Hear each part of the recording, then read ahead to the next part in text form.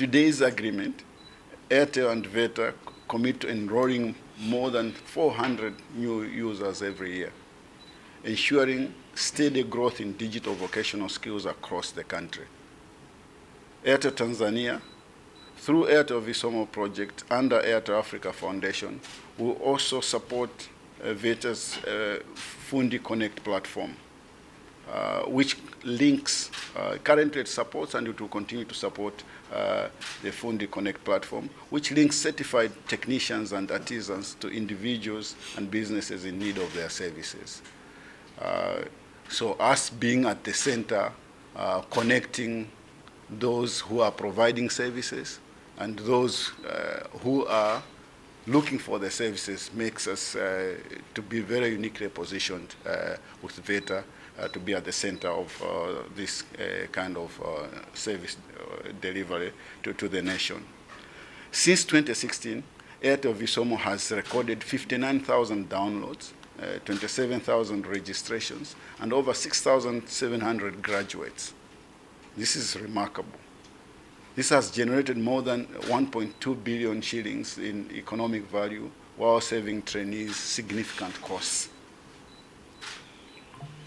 Airtel has also invested 80 million shillings back into VETA to support further training activities in this regard. Hii ni historia kubwa kwa Tanzania na tunajivunia kushirikiana na VETA.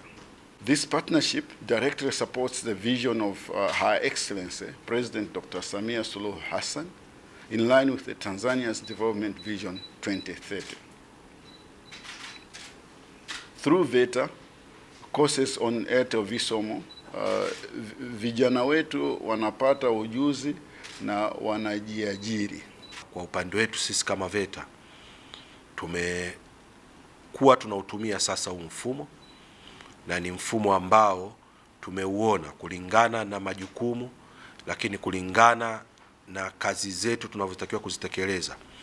Lengo la serikali ni kuhakikisha kwamba utoaji wa elimu na mafunzo ya ufundi stadi unawafikia Watanzania wote popote walipo.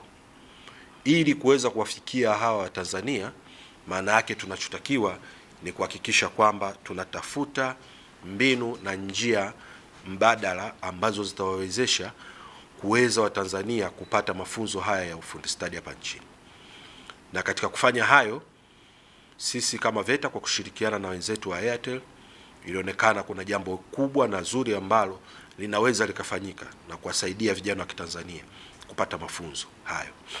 Kwa kupitia mfumo huu wa visomo, tuliweza sasa kudevelop mfumo na kuweza sasa kuweka moduli ambazo zitawezesha Tanzania kupata mafunzo.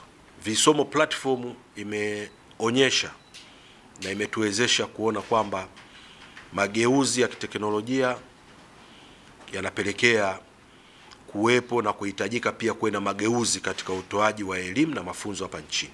Haya makubaliano ni makubaliano ya miaka mitatu, na lengo kila mwezi ni kuhakikisha vijana 400 wanatumia hii platform na waweze kupata mafunzo. Kwa hiyo ukipiga mara mwaka unaona kabisa 400 mara mwaka mmoja tunaongelea vijana 1400.